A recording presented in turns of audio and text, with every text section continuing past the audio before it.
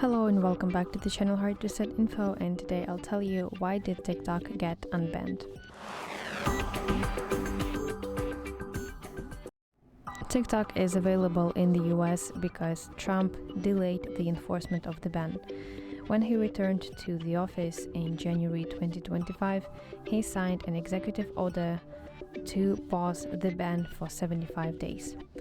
Then on April 4th, he issued a second order adding another 75 days to the delay, and this basically pushed the enforcement deadline to June 19, 2025.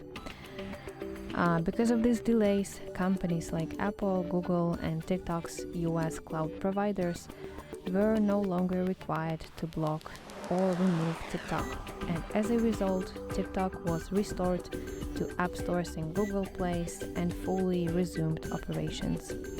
So that's basically it. I hope this video helps you, and if so, please leave a thumbs up and please consider subscribing to our channel. See you soon. Bye bye.